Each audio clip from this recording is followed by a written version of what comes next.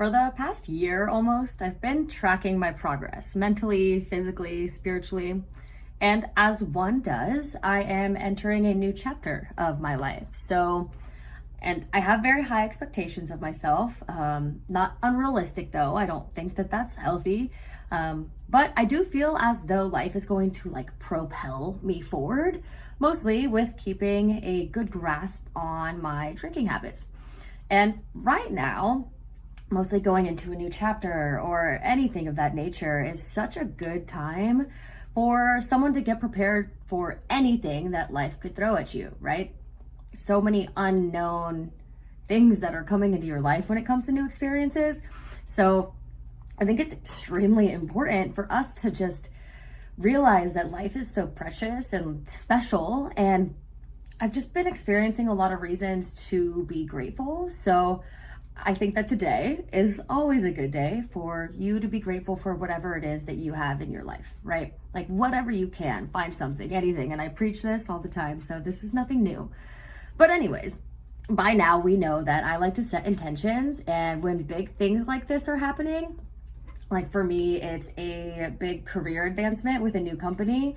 For others, it could be like a new relationship or getting like investing in something like a new car or a house, whatever. Even something smaller, it doesn't fucking matter, right? But like regardless, we can set ourselves up for success. And we should, right? Know whatever you're doing that you are going to excel at it, no matter what it is, right? And when I mean we can set ourselves up for success, I mean that we can do that by setting our intentions, right? Literally, I want to do really good at my job, so I know I am going to. I'm going to do everything I need to excel, right? And in turn, life will help and guide me and make it so that I can do those things. We know that everything happens for a reason. We might as well take what we can into our own hands and make that reason purposeful, right? It's important to remind yourself that even in shitty situations or changing situations, whatever the situation may be, it's happening for us. Life is always happening for us, okay? And just by knowing that simple fact, it makes it so life can flow more flawlessly for you. It seems like such an easy thing to say, but that's literally just how it works. Set your intentions, set yourself up for success, and watch life just fucking roll in the best ways that it possibly can for you. What else could you ask for? So a little update, mentally, I'm in a great place. And I hope that you are doing what you need to be doing to feel the same way. It's really easy to let changes and new things that aren't easily handled kind of like overtake your emotions, make you feel anxious and make you feel any other type of way. But you can try to get yourself out of that and then write out how you would rather feel and just kind of try to convince yourself that you feel great, okay? And so again, spiritually, I refuse to lose myself. So when I say that you can set yourself up for success, I will never stop doing that because I don't ever want to lose who I am again to some sort of substance or some sort of toxic ass person. Like I'm never gonna let that happen again. So now that I'm found, I refuse to go back. And some say that it's actually impossible. Like once you've figured out your spirituality and kind of like become one with the universe, one may say that you can't really go back. Like you don't have a choice. So that is reassuring and really good for, you know, what I'm trying to work on. But what I want to talk about today is the simple concept that alcohol literally stops progress on all different levels, body, mind, and soul, okay? I'm having somewhat of a hard time putting this into words as I've been like going through it and thinking about it, and I've just been having a hard time getting it out the way that I want to, so I'm just gonna try. Alcohol normally leads to like bad vibes.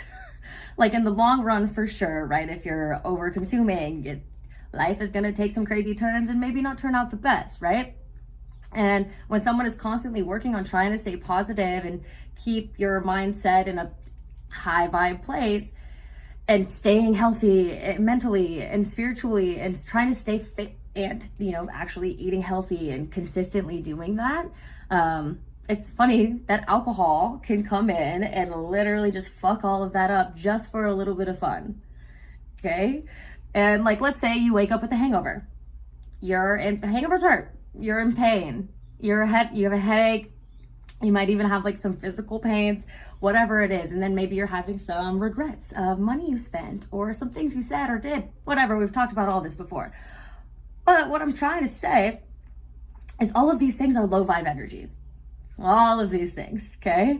And obviously I mean all of these things, like when alcohol is not moderated, you're gonna bring bad vibe shit to you, okay? Lower frequency shit's just gonna flow in.